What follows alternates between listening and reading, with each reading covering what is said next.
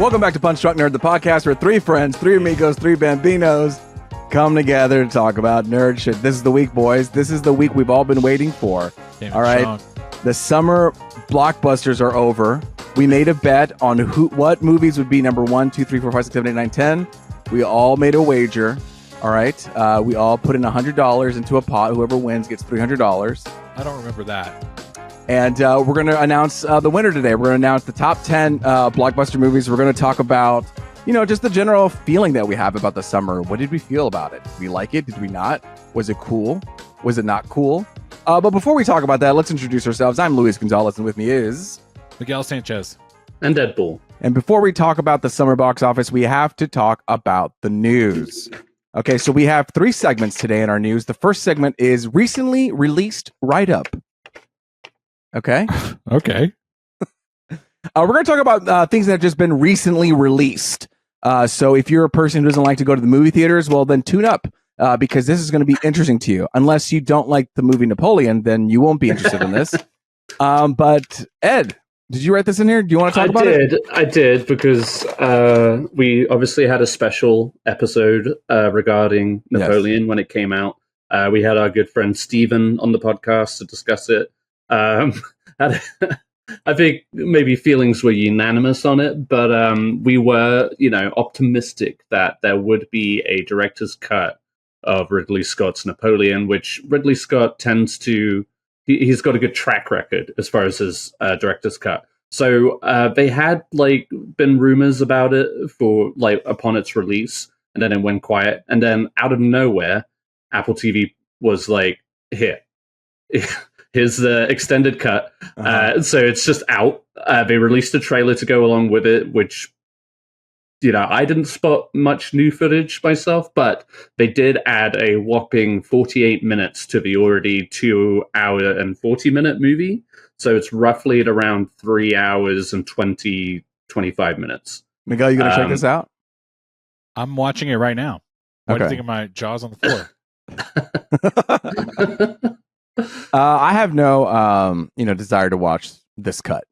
I love, first off, just in our notes, is just that it says Napoleon Director's Cut confirmed by Ridley Scott, and also it's currently streaming on Apple TV. It's he confirmed it, but you could confirm it. It's just any person could confirm it if you have Apple TV.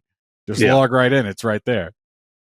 No. Ed, are you going to watch it? Are you going to watch this? I think I will, but I'll probably watch it in pieces. I don't think I'm going to give it the full sit down. If you're scared, just say that.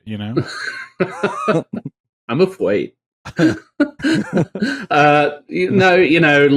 was mid on it, but I was open to seeing, the extended cut. Like I said, it adds more. If anything, that movie suffered, I think, from jumping around all too much without a lot of context. So I'm hoping this maybe gives it a bit more substance. There's a little bit more of Vanessa Kirby as Josephine, stuff like that. The actual more interesting elements to the movie, which felt shorthanded. Can I just ask, 'cause I didn't see this movie, but you guys watched it. It was almost 3 hours long, and there's 45 more minutes. Do you guys really feel like could really use more of this movie?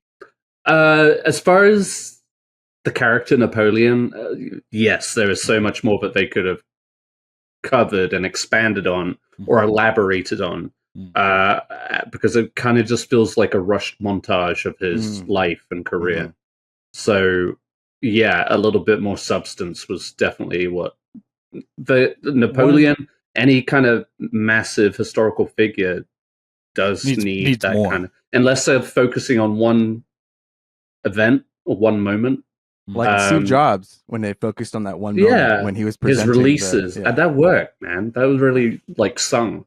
But Napoleon was a little all over the place. So, like I said, if it adds a bit more substance to it, I'm here for it. I don't know when I'll get to it, but you'll have my review at some point. Hell yeah. It's not on the doc here, but another recently released write-up is The Fall Guy. Guys. Oh yeah. Did you know that obviously The Fall Guy's out, but if you like director cuts, if you like extended cuts, and you were like, I wanted to see more of the Fall Guy. Well, guess what? There's now an extended cut of the Fall Guy on Peacock. So this is a movie that didn't make it to the top 10. So, Oh, really? Should have been this extended cut, right, guys? This was the one that I had at like what, number 3, number 4 on my list. Pretty high. Mm-hmm. Not as disappointing as Furiosa, but certainly underwhelmed. Didn't make top 10? No, man. No, not it got bumped out. What? By a little movie called It Ends Here. But yeah, anyway. That surprised me too. It did make it. I'm looking at the updated numbers from today. Oh, it is just barely though. Oh, wow. Well, we'll get to it. You come to our podcast for up-to-date news here, okay? The Fall Guy did make it. It was at a top 10. It was at the bottom of the 10. And we'll get there soon. But let's talk about something else that's coming soon. Yeah, it's the coming soon corner. Jurassic World Rebirth. This is the sequel, reimagined Jurassic World situation. We got Scarlett Johansson. Yes. What else we got? Mahershala Ali. Who? What? Mahershala Ali. Oh, okay. I don't know what else is happening. I do not say. Oh my God, this guy. Hang on. Let me look up his name. Definitely not. Oh, that's right. We talked about Powell. this. David Koepp is doing the scripting duties because he did the original Jurassic Park, so he's also come back to do Jurassic World Rebirth. Yeah, and this is directed by Gareth Edwards. Jonathan Bailey also. Yeah. Sorry, now hang on a second. I've been looking up this name. Jonathan Bailey's also in this movie. Scarlett Johansson, Jonathan Bailey. This seems like a team Who's of Jonathan the year. Bailey? Yeah. He's been in a few things. Bridgerton is like one of the big ones that people will know. I don't roll your eyes. I'm just trying to like speak to our audience. The first time I ever saw him was in Broadchurch. He plays Ollie in Broadchurch, the like journalist who like tweets all the information that he's not supposed to. Petal. Yeah. It's not paying attention, but he would have got that. Turn the light on. You tell her. You tell that mother. I turned it back on for a moment. And the moment was this podcast. The film is being described as an action-packed new chapter that sees an intrepid team racing to secure DNA samples from the 3 most colossal creatures across land, sea, and of course air. So the elephant, the blue whale, and what's the biggest bird? The dinosaurs. Oh. Question. You guys remember when they announced this that they were saying it was a reboot? Yeah. Mm-hmm. But now it seems more like a sequel. It seems like a soft sequel. From the events of Dominion, they're like, right? Yeah. They're like years after this movie, just to be like, we're in that same world. We're just going to continue. We don't want to talk about it, but we want to keep the name kind of situation. Right. What do you guys feel about that? I'll be honest. Like I was a little disappointed by that fact. I wanted it to be something different. I'm hopeful that there's still that element to this movie. But here's the deal. Chris Pratt's not in this movie. You know what I mean? And that whole cast of characters, that whole run of movies is just, it's in the past. And this is their opportunity. Okay. Scarlett Johansson slaps. Mahershala Ali slaps. Okay. Jonathan Bailey, the reason why I brought him up earlier is because there was a picture of him in the gym where he was just getting absolutely shredded, and someone quoted the tweet and they were like, there's no reason a Jurassic Park movie needs someone this shredded in it. You know what I mean? It's like, what are you going to do? Wrestle this dinosaur to the ground? Like, it's more about you're running away from these things. And well, in the picture, he's doing the famous little like, whoa, buddy. Like he's got the flare. No, I better not see. No, he's not doing that. He's like, that looks like the attention of the T-Rex. Yeah. Oh, okay. I swear to God, if I see one character, here's the deal. And I'm being dead serious about this. If one character does, this isn't funny. If one character does the fucking Chris Pratt, Nelly dinosaur thing, I will walk out of that theater. I will ask for my money back, and I will shit talk the whole franchise for the rest of my life, including the original one. I will just be like, it is sullied. It is bullshit. The reason why that happened doesn't matter anymore. Sorry, hang on. Let me come back for a second. The director Gareth Edwards has directed Godzilla, I like Rogue him. One, a Star Wars story, and The Creator and the movie Monsters. He always has a nice look, a visual palette. Yeah, a visual palette to him. So that's and he does a good job at capturing kind of like the wonder and spectacle of big things. Like in Godzilla, the build up to like, I mean, I know a lot of people complained about how little you saw Godzilla, but those moments when he really showed up, they were great and awe-inspiring. Same with The Creator. Like, it wasn't like a perfect movie, but it had some incredible visuals in there. And then Rogue One, of course, too. But he really knew how to put that scale on a kind of scary perspective. But the people also feel like you want to watch those characters. You know what I mean? And all those. So it's like, okay, this is a great mashup of the two, scale and character development. Yeah. No, I'm into it. I want it to be good so bad. I'm excited. Sure. But we'll see. This is what's going to happen. Let's say they wanted this one to be a complete reboot, a whole different movie. Yep. And that's not what happened, obviously. So they're going to do this one. It's going to be kind of good. And then they're going to do 2 more to this trilogy. They're going to Skywalker saga this thing. And then it's going to be bad. The 2 and 3 are not going to be good. Like, I don't know, again. Maybe. I don't know. Scarlett Johansson is kind of picky with her roles and to a degree. You know what I mean? But would she come back for a Jurassic World Rebirth 2? Like a paycheck? Yeah. Maybe. I don't know. I have faith in Scarlett. It depends on the Johansson. success of this one.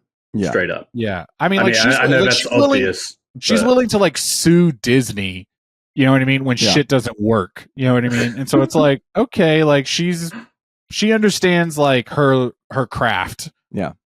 I think we should put faith in Scarlett Johansson. I'm going to be honest, okay? All right.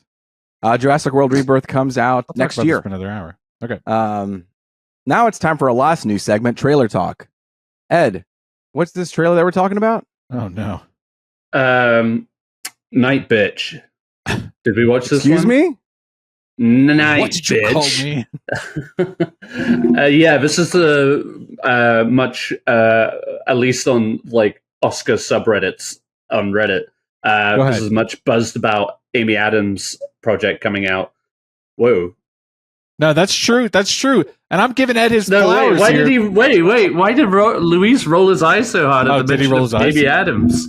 Yeah. I didn't like this trailer. I thought it was... Okay, well, just hang on a second. He's building up to it. Damn. Yeah. All right, so we're going to move on. No, don't get me wrong.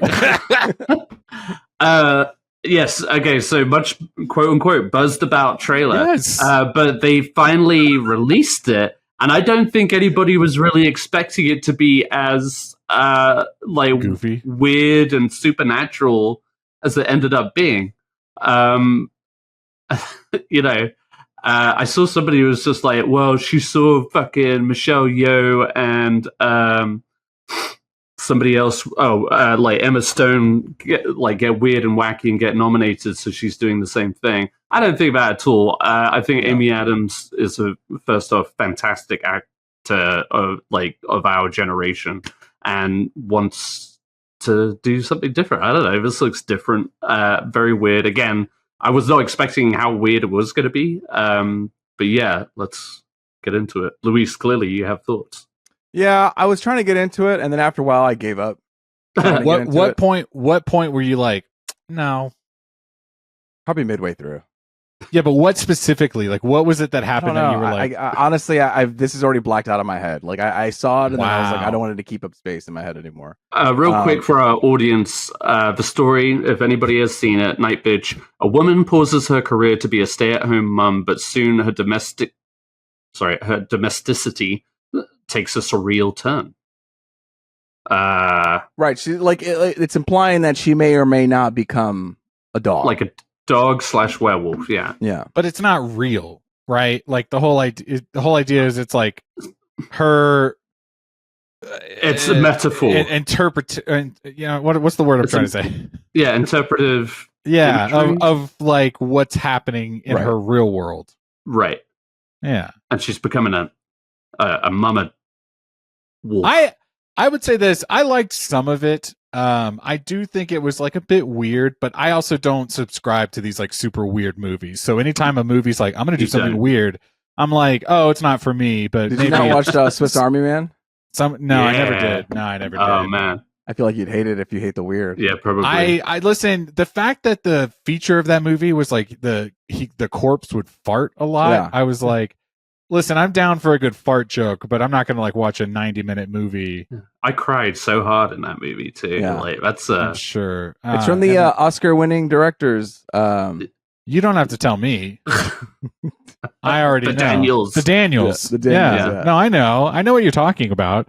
What's the movie? I just in general, I don't subscribe to weird things. So when I saw this trailer, I was like, automatically, probably not for me. But I love, to Ed's point, I love Amy Adams. Okay. Like, I think she can do no wrong.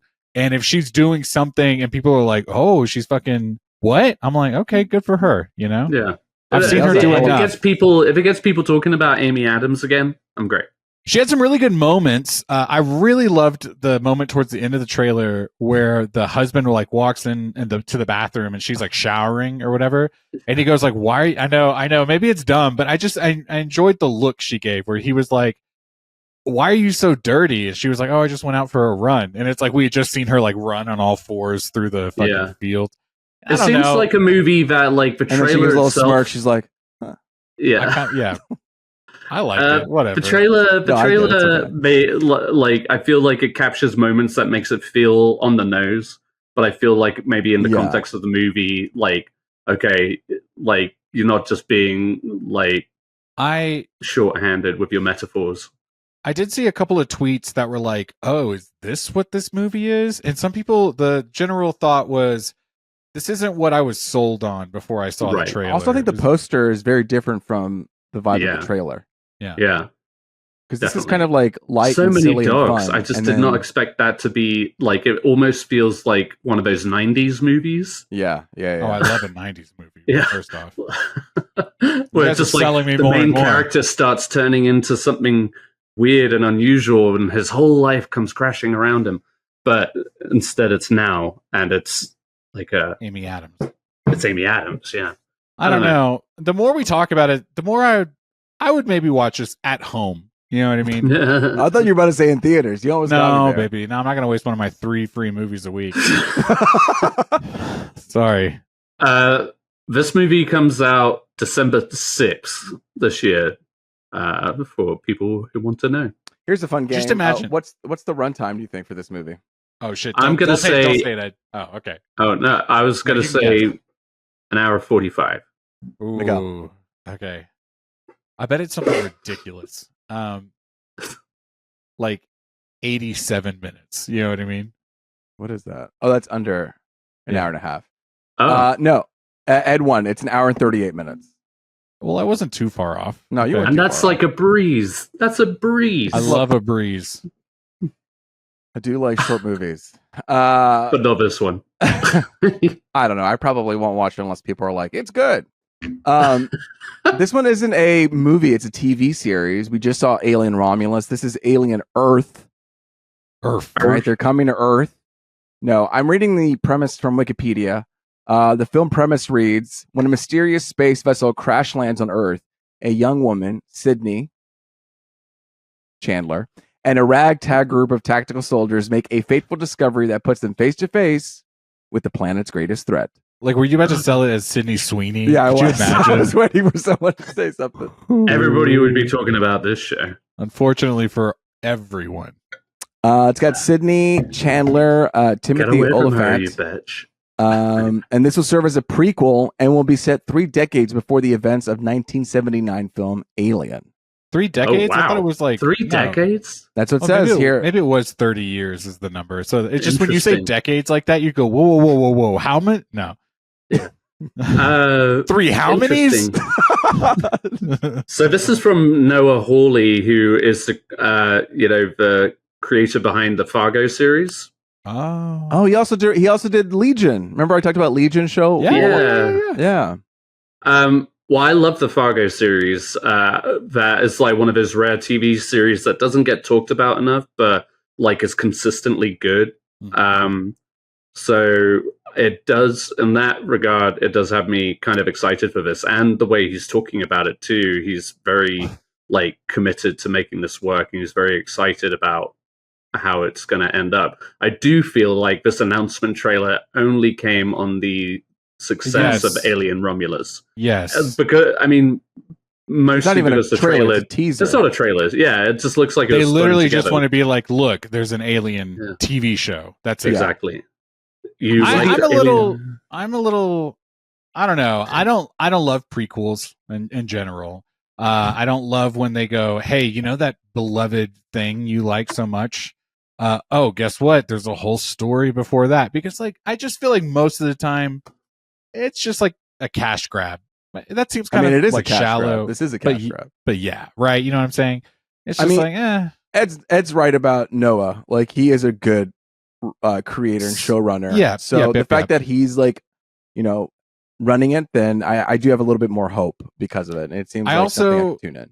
I also really don't love competing franchises, or like when the franchise has competing properties within it. You know what I'm saying? Like, I mean, like Romulus and Earth. Romulus, Earth, you know what I mean? Robert Pattinson's Batman, DCEU Batman. You know what I mean? Like the moment they go, there's two things of the same thing happening. Right. It's kind of like, oh, okay, like what's canon, what's not, or do I have to watch this thing to watch that thing? Yes. Yeah, I feel. I mean, in regards to that, I really don't know, but I know that I'm pretty sure this started production way before. Actually, this one's first. That's what we can start saying. Well, no, I just I think that this has been in the works, for a while, but it just sucks that this super popular movie just came out. Yeah, and it did well, not well enough, but we'll talk about that later. Okay. No. Miguel. Oh, guys, talking about movies that some of us are excited for. Did you put this on there? Is this yours or is this mine? I did it correctly. Yeah. It's Minecraft. Okay. Yeah. Oh, I see. That's what I was getting at. I got you. Luis isn't the only one that can do segues that are shitty. Okay. Yeah, I really botched that. Yes. No, that's kind of our brand. Is no. Anyway, you're wrong. Well, actually, you guys, today, as of recording, this is Wednesday this week. They just released the Minecraft trailer. I forgot they were making this movie, to be honest. I forgot Jason Momoa was in it. Unfortunately for Jack Black, he's doing 2 video game adaptations in 1 year, where one was received super poorly. Yeah. This one doesn't bode well. He did do Mario. You know what I mean? And, yeah, he did. But now people are like, oh, no, and he did Jumanji, which is not a video game per se, but a board game. But it was a video game in the adaptation. Movie. Yes. You know what I'm saying? He loves video games, I think it's great, but now the internet's like, oh, he's doing another one. It's like, okay, you don't want to hear that. Yeah. But here we are. Minecraft, the game, is getting turned into a movie. Yeah. Do you guys know much about Minecraft? No. I'm going to go get a beer. I would just say it's fair that Ed's walking away. I would have told him a little bit about this. I don't think we need to obsess over it like Star Wars or anything like that. Yeah. I'm more so offended that he walked away just now, but we'll talk about that later. Okay, we'll put it in the we'll talk about that later. Thank you. So Luis, you know about Minecraft? I know a little bit about Minecraft. I never got into Minecraft. This is what's tough for me about Minecraft is the same problem I have with open world games. Is just because I'm the type of player that likes direction and wants to know. I want a goal. I want to do something. And Minecraft, you just kind of create your own world, which is great for people who just want to build and create and have no guidelines. I want guidelines. I would say, to your point, Luis, that an open world game. Think about what's the most open world game? I'll just think about Grand Theft Auto for a second. Is an open world game that has a story. Okay, so it's an open world game that you can run around in, but there's checkpoints that push you along the story. A game like Minecraft is very much. And hang on, Ed. Ed's like, oh, he's going to talk about games. Let me.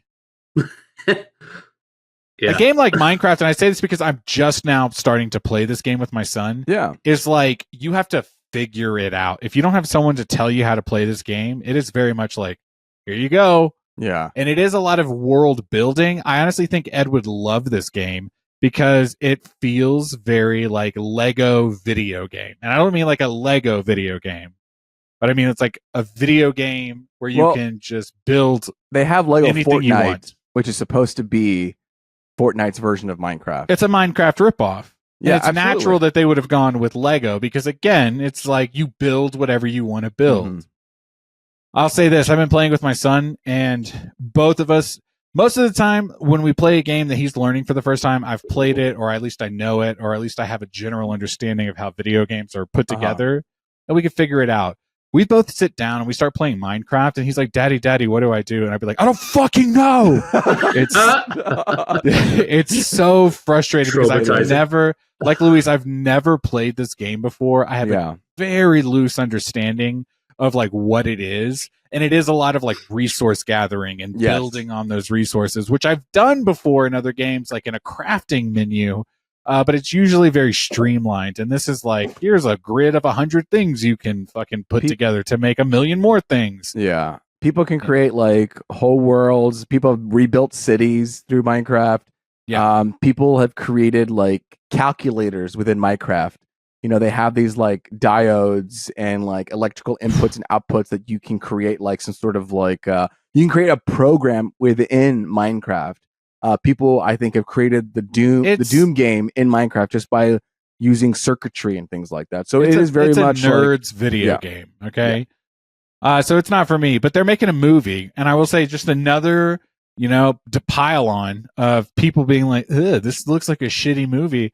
But I was just like, I don't care anything about Minecraft, and my kid likes it, and he's going to see this trailer and go, Daddy, it's a Minecraft movie, and we're going to go see it. That's about it. You know what I mean?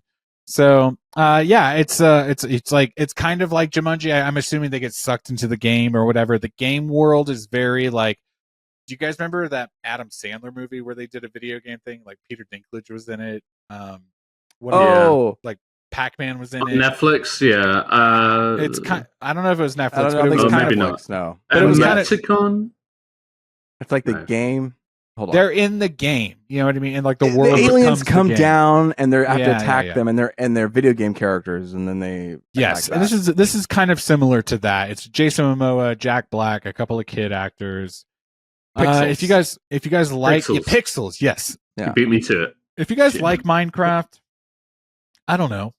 Maybe you'll like this movie. I just wanted to throw it on there because it's a new trailer. No, a lot of people aren't liking it right now. And I when I watched it, I was like, this should be just an animated movie. I don't know why we're bringing in real life people. A lot of people like said an that. animated, like a Super Mario Brothers movie like that. That's fun. Like imagine if Chris Pratt came out in the overalls and you were like, no. Yeah. What did you guys last thought? What did you guys think of Jason Momoa's haircut in this movie? Did you guys see the haircut? Deliberately goofy, I guess. I don't remember the haircut, to be honest. Funny, I'm gonna go back. Kid friendly. It's kind of like a mullet. It really looks like Tiger King. But he had bangs. You know what I mean? Yeah. It was like, Jason Momoa, but a funny haircut. You know. Right. And honestly, when Jack Black appeared, just felt right.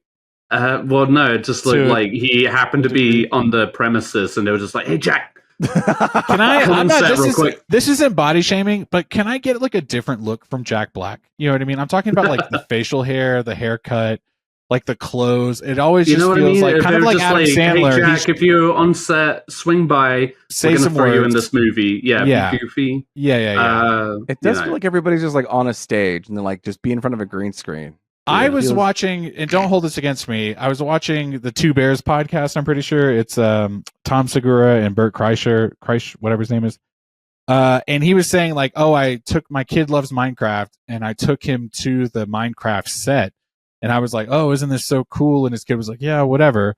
And I was reflecting on that comment when I watched this trailer, and I was like, what set were you on? You know what I mean? Like, was it just like a green screen with like one or two blocks here or there?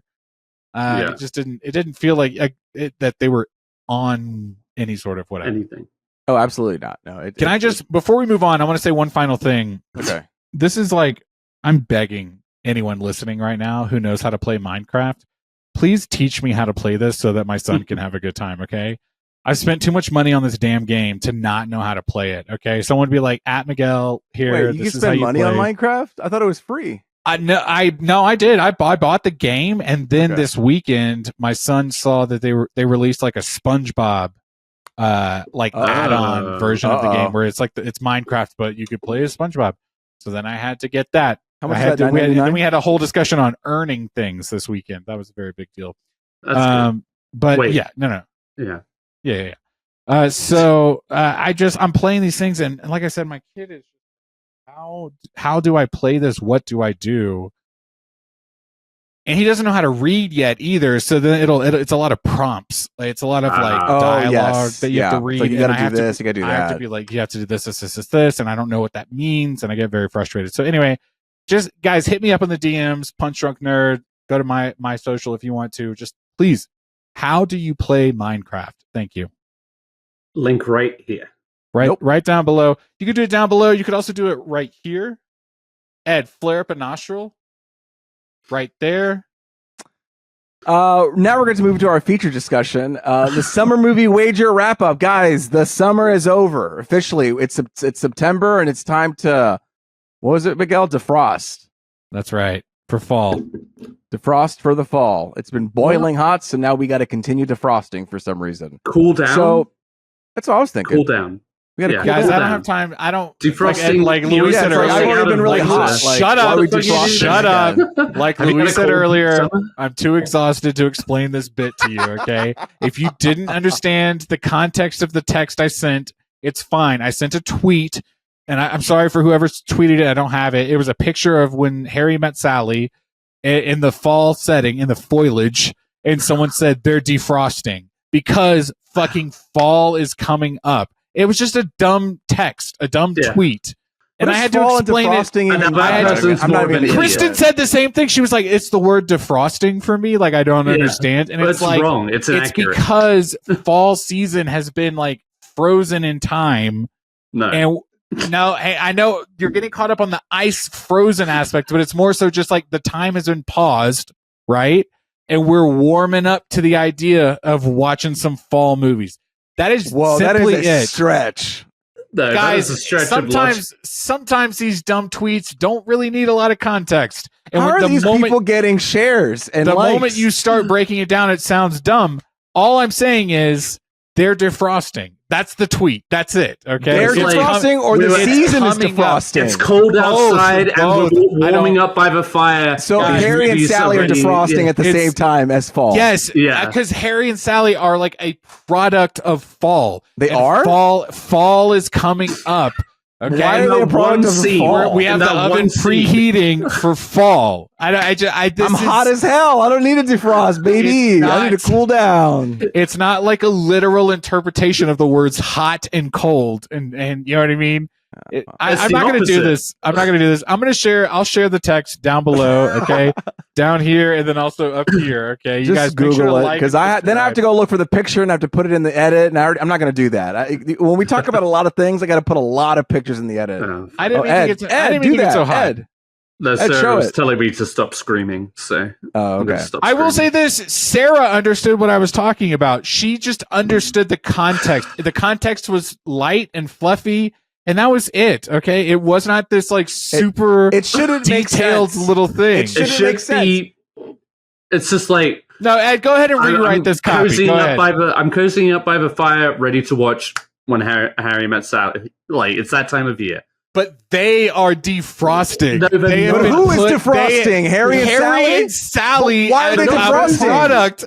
Stop. The product Harry and Sally have been on ice for the whole year. Why? Why are they on ice? Because that's how you preserve Harry things. And Sally in the spring? You throw things in the freezer. That's all the tweet was. God damn it. And they're saying Christmas is coming. We're defrosting.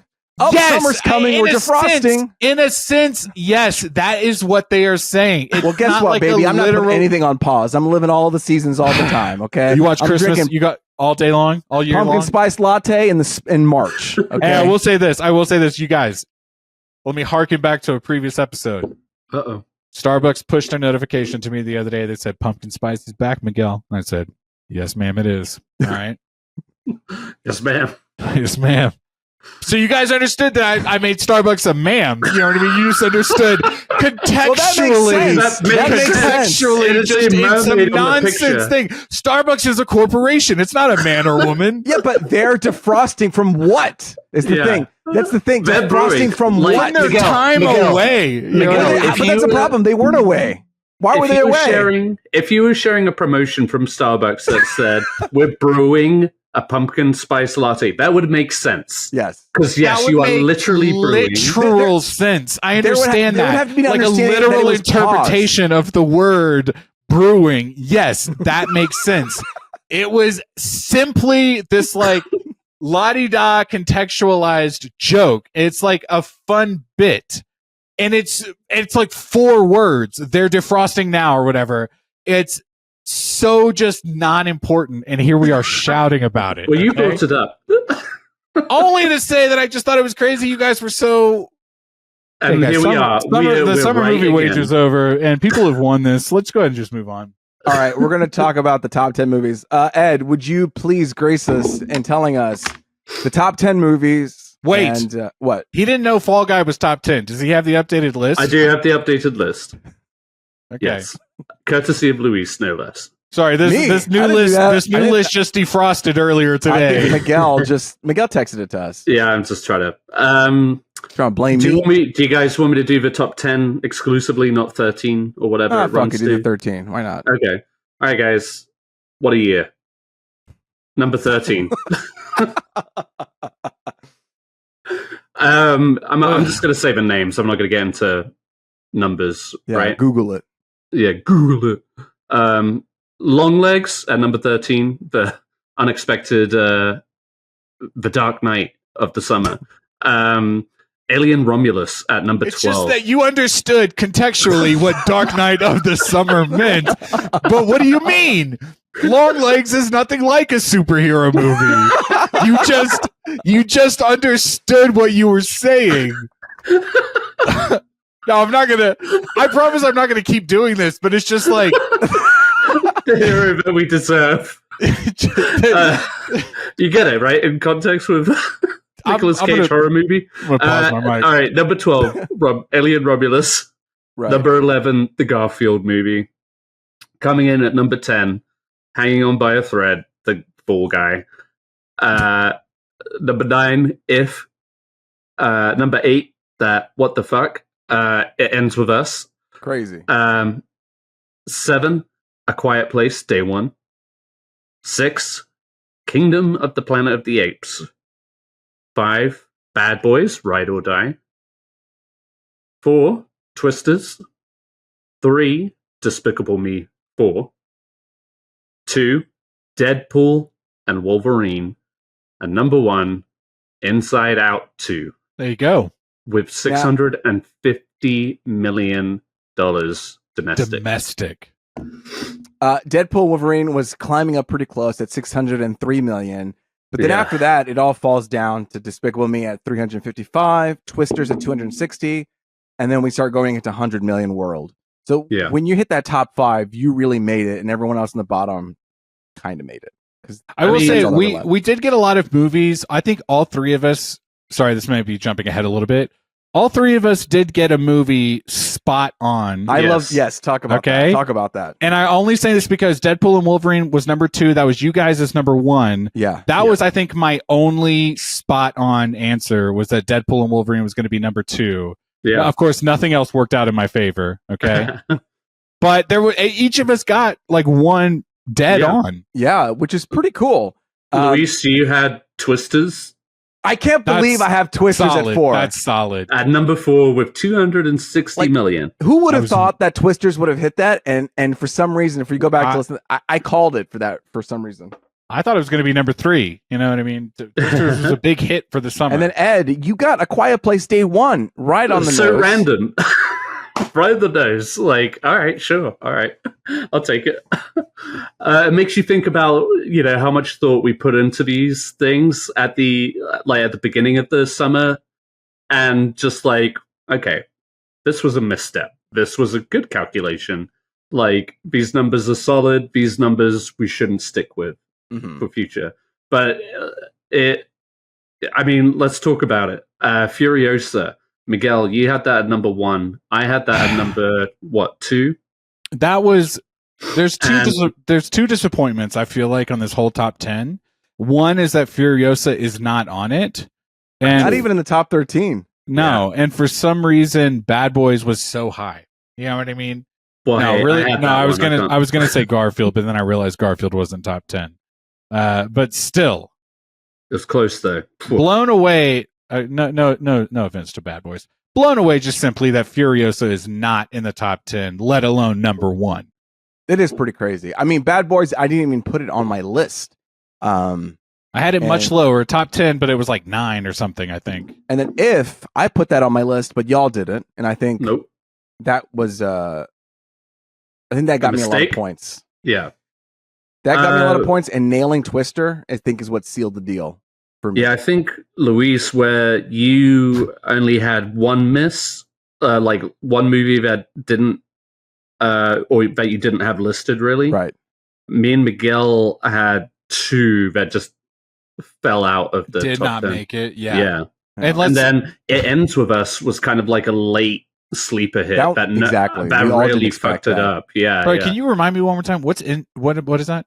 That's the one. That's the Blake Lively movie that came out the same weekend as Alien Romulus, I believe. Yeah, it's a romantic drama based off a book, and it was riding off the heels of the whole Deadpool promotion because Ryan Reynolds was also quasi promoting it. Hang on. You know, don't talk down about Blake Lively. I'm saying that they support each other as a unit, which I find admirable. You know what I mean? Regardless, that movie came up and fucked everything up for us. I'm just going to say it. Nobody thought like that. Remember that one year that Christian movie did so well, and Ed was like, no, we're not going to count this movie. That one year, last year, that one movie, Freedom or something like that. Contextually, you understood what Shut the fuck up. Yeah, well, you know. But yeah, I mean, Longlegs was a surprise too. I really expected that to be. Oh man, I really want to see that one. I can't wait for you to do so. And honestly, I thought If was gonna. I didn't know If was gonna last. Honestly, I didn't expect it to be. I didn't expect it to hit 100 million. That's for sure. But that's the thing with the summer box stuff is like we never know if it's actually even going to make 100. At the beginning of this summer, I believe. I don't think any of us had faith in the fact that any of these movies would hit 1 billion, and we ended up with 2. Worldwide podcast. Worldwide. Yeah, well, talking worldwide, but generally speaking, because last year was such a big year for a lot of reasons. But we didn't have a lot of faith in, first off, Inside Out 2. That's a good point. We had it on our list, but with the Pixar performances of recent years, where I think we've all been burned by, in some degree or another. But yeah, the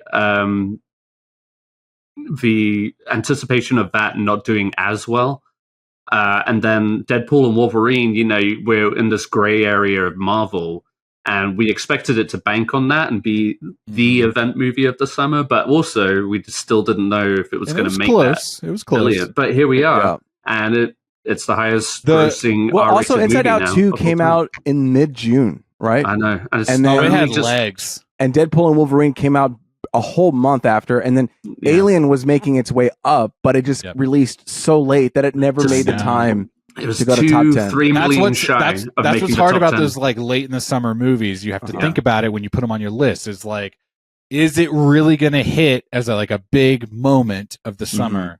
But I think, speaking about big moments, Kingdom of the Planet of the Apes came out, and I don't know about you guys, like I wanted it to do well, but I just didn't expect it to do so hot at the beginning of the summer. Right. Yeah. And it just kind of petered out. It just like eventually just like ran its course, and landed, but in a pretty solid, you know, 6th spot. I mean,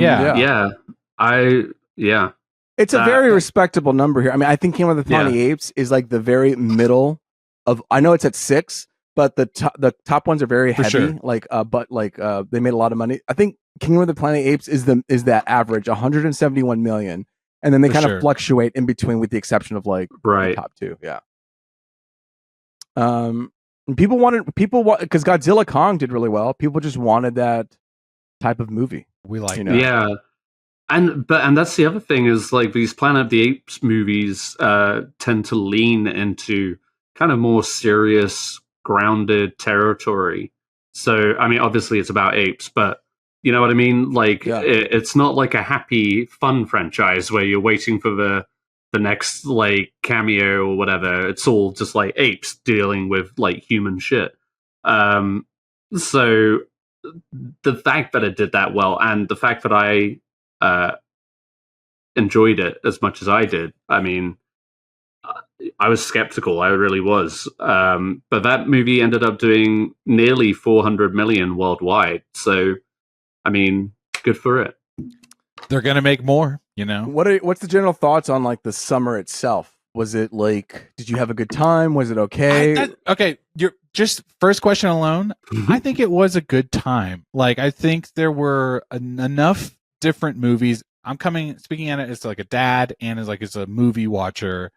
Like I can go see some movies just for me. I could take my kid to go see a couple movies.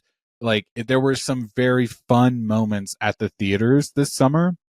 Alien Romulus didn't make it on the top 10 list, but it was definitely one that like really spoke to me as a movie. It made it in the top 10 of your heart. Of my heart, you know? But there were also the event movies and then the surprise event movies. You know, I think they all really hit. I'm not really mad at this top 10. I'm just, grateful to be along for the journey. Yeah, I think the only ones that I had, like, I think it's weird that If made it so high up. That one is just I could have deleted that for one me. What's that? I could have deleted that one. Yeah. I mean, I kind of don't recommend that movie. Like, I didn't have a good time with it. I didn't like it. Another movie that was like I was really excited to see, but then was kind of mad about it was Maxine. It didn't make it to the top 10, and it was that Maxine and Longlegs fight that was going on between A24 and Neon. A24 representing Maxine, Neon representing Longlegs, and they like hyped it up so much. And in another summer, Maxine could have been top 13, where Longlegs is, right? Potentially. I don't know if Maxine was even that good enough. Yeah, I'm just trying to keep up the conversation. Well, Miguel, when you mentioned it, the thing about that trilogy, if you will, is like the first two released during the pandemic, if I'm not mistaken. Yeah. So they didn't really have a huge box office run. So whenever you mention that, it's not like people. It's more like of a literal cult following, like just very small. But did I expect it to do a little bit better? Yeah. Yeah. It only ended up with like 14, 15 million. Domestic. I would expect it at least like 50? 25. I thought people were gonna like flock to this movie. I did too. Like I really did. In some weird, you know what I mean, angle. Yeah, and it just didn't build to that kind of success. Whereas Longlegs, which didn't have any preceding movies, it did build up that kind of that word of mouth. Really, yeah, that's a word of mouth movie. Like Inside Out 2 was a word of mouth movie. What else? For sure, Twisters would have been a word of mouth movie. Yeah, I mean it shouldn't be that high, but it is, and it was one of those laughable Bad Boys as well concepts. Like, I think we were all just like, who needs a Twisters movie? But when those trailers started coming out and then you kind of got a feel for it, and sure, the music, it clearly hit.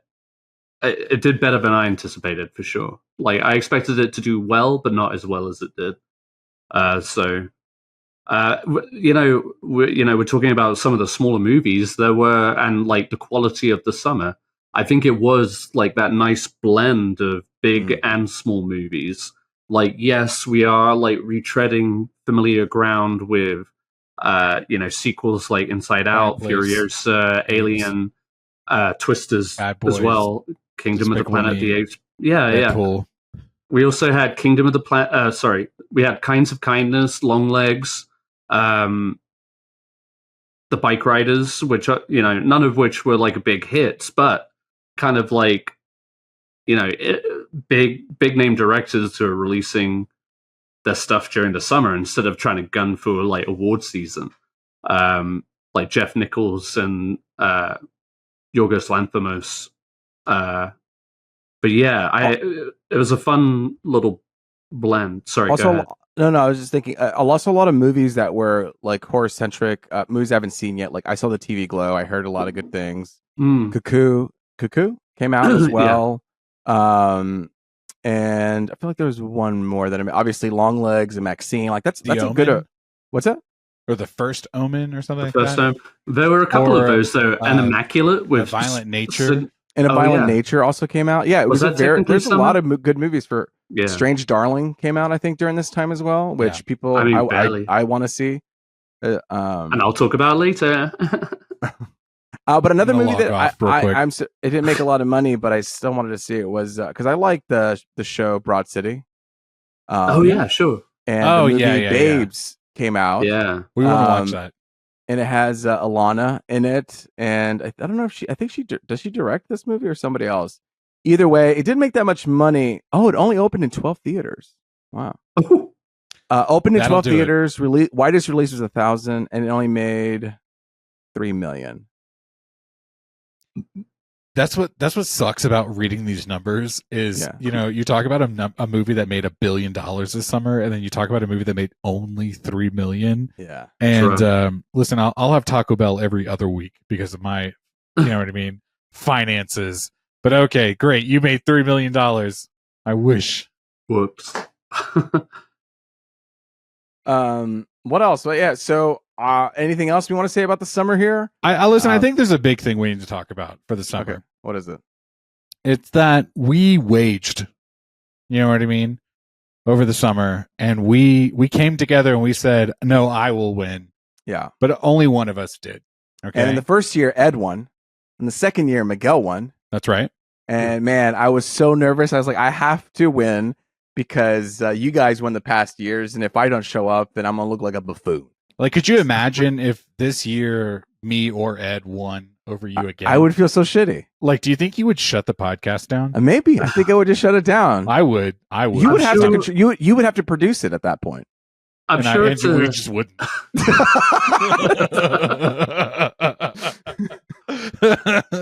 I'm sure it's a testament to my character where every week when I felt like I was getting close, I was just like, I can take it from Luis. I really want to take it from Luis. Especially with this last week. Like, I needed Alien Romulus. I think it still wouldn't have worked out in my favor anyway, but I would have been a little bit closer. Truthfully, I think it's because I had If and Twisters right on. Like that, you guys didn't have If. And if I had Alien Romulus right on, I would have been up another 10 points, but I would have lost the full guy. Just imagine if you had all 10 of them right on. You know, exactly. I would have just. Ed, I feel like there's no other person to announce this summer movie wager than you, Miguel. I've been prepared. I've got a bit for this actually. Could you go ahead and let's start that bit? All right, Miguel, would you please bow your head towards the camera as I remove your crown? Thank you. And Luis, if you would bow your head, sir, as we crown our new king of the summer movie box office wager. All hail, long live the king, Luis Gonzalez. Congratulations. Yes, thank you so much. I'm so excited. The pressure is finally off, guys. I was so nervous. I felt like you guys wanted me to win. I felt the pressure of winning. And I would say this. I don't think either of us wanted you to win. You were kind enough. But in our souls and our spirits, right. Yes. Yeah. Go to our Instagram and you can see the exact numbers. You can see the whole. There's a nice little breakdown of what we picked. Right here. Go to Instagram at Punch Drunk Nerd, and then you can see it. It's in our bio there. I'm super excited about this. I get to pick a movie for you guys to watch. Yes, that we have to see. And it's Beetlejuice, right? No, it's not Beetlejuice. Hey, let's don't interrupt him right now. This is his moment. Sorry, okay, Luis. Yes, go ahead. Okay, so not next week, because next week we're going to be reviewing Beetlejuice, but the following week we're going to review the movie that I'm saying right now. Okay. So we're all forced to watch it. We're not going to get away with that. Like all together, like we're getting the same movie. That's right. Yeah, everybody's getting the same movie. No, I deviated last year, but that's okay. There's no rules about what we get. The only rule is the winner decides. Go ahead. That's true. I was going back and forth on this. I said, do I want a weird movie? Do I want a strange movie? Do I want a new movie? Do I want a funny movie? Do I want a foreign movie? And the one that I kind of landed on, and I think will be interesting to talk about and a fun conversation. It's a recent movie, so you don't have to be worried about, black and white. It's got a fun cast. Never worried about that. I am never worried about that. Okay, how about this? I'm going to. This movie came out last year, and it has our friend Nicolas Cage in it. Dream Scenario? Yes. Oh. Have you seen this movie? I have not yet. I really want to see this. I knew you didn't see this movie. And Miguel, you haven't seen this movie, right? I've seen it 10 times, but okay. Yeah, we could do one more. I'm not even going to say what this movie's about. I feel like this is a movie you just have to watch. Can you say the studio or whatever that did it? Who did do this? No, it doesn't matter because we're going to watch it, but relevant information. What is the premise or whatever I'm supposed to take from this? The premise. You just got to watch that from the studio? I'm defrosting right now. Okay? What does that even mean? You're defrosting from what? Now it means this is distributed by A24. Thank you. That's all I wanted to know. What's it called again? Dream Scenario.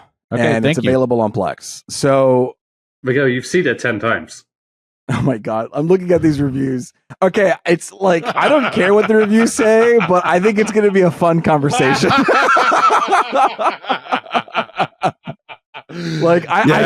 feel like when I picked it or watched it, I was like, Miguel's going to have thoughts. Ed's going to have thoughts. It's just going to create a conversation. I love that. That's what I want. I will say this, and Luis, just to kind of just tag on to like maybe the feeling you're feeling when you suggest something. Last year, I know I suggested Deep Impact, okay, and everyone was like, "Okay," you know what I mean. But I did feel like it was a conversation starter, and I like that aspect of it.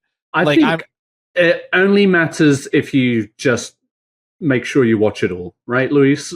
Right, that's true. You have to watch the whole thing. Yeah, I did, and I have most of them. Most of them. You know what though? We'll never go back to shows. I think we should keep it movies. Yeah, maybe even a video game. How shows about next time I win?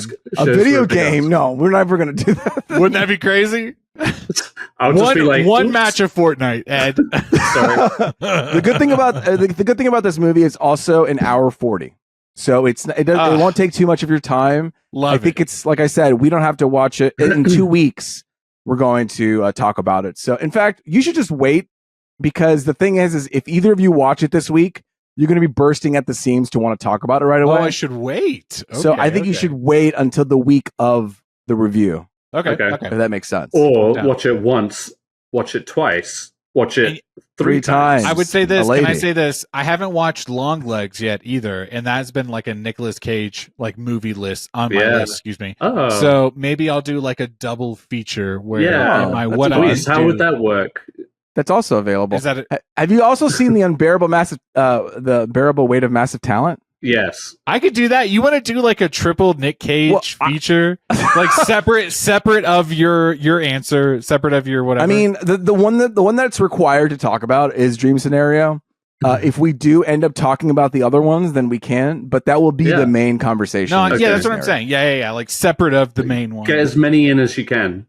Luis, did you ever see you know what I haven't seen? I want to see Pig. I feel like there's a lot. I kind of want to watch that one too. Yeah. Oink oink. Yo, should we just do like a whole Nick Cage episode where we do no news, nothing else? It's just like your movie Cage for summer movie, and then we do the 3 other movies. Yeah. Yeah. I'm spiraling now. I'm spiraling. Like we should do like present day Nick Cage, like 90s Nick Cage, and maybe like the zany, like, or maybe of every decade, 80s, 90s, early 2000s, teens. Like, there are some bangers in each one of those. And they could be like real shit or real good, but it would be fun. It would be fun. There's so many movies. He's done so many good movies and weird movies and strange movies that I'm going to feel like, I mean, I don't have enough time to watch all these movies, but we should talk about it. Oh, but we could also come with like a list of like our favorite Nick Cage movies. Top 10 Nick Cage. No, it doesn't have to be a top 10. We don't have time. All right, top 5. This is Luis's thing. We're going to watch the movie, and if we come with some honorary suggestions, that's fine. Yeah. You guys bring topics. I brought the review. We'll do a Nick Cage episode in 2 weeks. I love it. people at home, you also have a chance to watch this. It's available. You don't have to watch it this week. Like I said, in 2 weeks we'll watch Dream Scenario. I can't wait. You got me kind of psyched. Like, don't watch it yet, because when you do, you'll really want to talk about it. It's true. That's what's going to happen. I like that. You're going to be want to talk about it. So let's wait off on that. Dream Scenario. Thank you guys so much. I can't wait to win next year. I was going to say we should just absolutely cheers, Luis. Congratulations. You know what I was if I wasn't broke, I was gonna buy like a belt, like a summer movie wager belt, and it would just like transfer to the next person. I thought you meant like to like hit us with, you know what and I mean? start like we have to pass it on to each winner. Just walk in every podcast with my theme song, walking in with my belt. I feel like at this point, whoever wins, like Ed could go on a hot streak, Miguel, you could be on a hot streak, and I could not win for 5 years, and that's fine. No, that's I'm just the fun happy of it. I got this one, you know. I will say this, just like behind the curtains, I was hanging out with Eric a few weeks ago, and I was telling him, he was asking about the summer movie wager, and I was like, listen, man, Luis is gonna win it. Like, you know what I mean? It was like we were a few weeks out, and I know Ed thought he was gonna maybe clinch it, and I would say this. I would eat crow if I was wrong, okay? But it just felt pretty midway through. Luis got it. Inside Out 2 really helped me. That set a precedent. The way that you banked on a Pixar movie and we spit on you, you know what I mean? Know. We were like, even Eric did. Eric was on Instagram. No, we were not spitting about on me too. We were not about to like put our faith in a Pixar movie again after that first year. It was hard because we put Fall Guy in the beginning. Like May was such a disastrous month, dude. That's the other thing is Fall Guy really just like upturned the summer. You know, I thought the Garfield movie was like bringing in the cat. Close. You know, and then Furiosa came, and it was like, oh shit, what the hell is going to happen? No, I did love this summer as far as like social talk. Like people were just like, and you let this movie fail. You know what I mean? It was like people were like, okay, are we going to come out next summer and we're going to like really make these movies? Probably not, but we'll see. Right? No, it'll be I have more this. Of the same. Okay, so actually that's really interesting. I want to talk about two things. The highest grossing films released in the 2020s. This is worldwide now. I'm going to list them out from 10 to 1. At the 2 billion, I'll go 10. At number 10, just under a billy here, is Doctor Strange Multiverse of Madness. Number 9 is Oppenheimer. Number 8, hitting the billy, is Jurassic World Dominion. Number 7, Deadpool and Wolverine. Number 6, the Super Mario Brothers movie. Number 5, Barbie. Number 4, Top Gun Maverick. And now we're breaking into the 1.6 billion. Number 3, Inside Out 2. Number 2, Spider-Man No Way Home. And then can you guys guess the number 1 movie with $2.3 billion? Oh, shit. Hang on. It's either Avatar or Endgame. Avatar is what I would say. It's Avatar. Yeah. Endgame came out in 2019. Sorry. Avatar came in, and then there's a lot more movies out there, but I thought that was interesting just to know. That Jim movies Cameron coming man. out in this movies coming out 2025 summer. Let's see what do we got here. We got Superman. Jurassic World. Ugh. Hey, what was the other one? Oh, Fantastic Four. Oh man, I'm building. Hey, is it time? Can we talk about that yet, or is it we're not out of the talk about what? We can talk about whatever we want. I want to talk about Fantastic Four for a second. We can talk about this now. Perfect, Ed. Thank you. Luis, you went and you saw the Hollywood Bowl Infinity Saga. Yes, they did. I would like to hear all of that, but I also want to talk about Fantastic Four. So I'm just saying, I just want to give you the stage the stage to talk, but I also want to talk about that. That's all I'm saying. Well, listen, if you want to listen to that song, you can go to our TikTok, only TikTok, because TikTok lets you post longer videos compared to Instagram, YouTube, Twitter, because I'm not paying for the account where I can upload longer videos. Maybe Threads too. But go to our TikTok, you'll hear the Fantastic Four theme song all laid out. I like it. I feel like it's getting me in the world of Fantastic Four. It's spacious. He did the music for Spider-Man, Inside Out 2, Star Trek. And it has these tones of like spaciness, like retro space, with also like these little dings and bells like Inside Out 2 had. And it has a nice little chorus at the end of it that kind of lifts it all up. it's got like it's got a lot of flavors to it. You know, it's got a chorus, it's got the dings, it's got like I don't know, this just aura to it, and it's getting me locked in to Fantastic Four at least for a couple of real quick thoughts. Michael is his name. What's his name? Giacchino. Sorry, pardon me. I already like him. He's already done so much. You know what I mean? He's been around. He's got content that works. And when I was watching that video, I was like, okay, I get the vibe. But when the vocals kick in right at the very end, I was sold. And you guys know me, like, I feel like you guys are more of like the score boys. You know what I mean? Like I'm not that guy. I just don't. Let's start a new podcast called Score Boys. You guys hear how I just fucking like brought that shit to it? Yeah. All right. It's not for me normally, but man, I was locked in the moment I heard that for the first time. And I was so glad. That's why I texted Luis. I was like, hey, didn't you say you were going to this? Mm-hmm. And he was like, I'm going tomorrow. And I was like, yes. Okay. Like I really want to hear your thoughts on the whole event, but specifically the Fantastic Four. So I was really glad you were able to lay that out today. I'm looking forward to it. It's got me more hyped, especially because also, sorry, one more thing. Luis, you were kind of like cold on the Fantastic Four. Do you feel anything different after hearing this? Right after Comic-Con, yeah. I still feel I'm hesitant visually, but yeah, there's some good things, there are some bad things. I have a really mixed bag of stuff where it's like, that's really cool. Ooh, I'm not interested in that. That's really cool. Ooh, I don't know about that. And so it's hard to really digest and say what I feel about it right now. Yeah. I'm optimistic, but cautiously. The music a little bit better, but the music does make me feel nice about it. And I'll be frank, like as far as the MCU is concerned, I've always felt like the score always kind of plays second fiddle to what's going on screen, where instead of being like a perfect marriage of both, like I don't usually come away from a MCU movie humming there's only I would say there's only like 5 or 6 that I know like that are good. Like Avengers for sure. Yeah, well, just like moments on screen.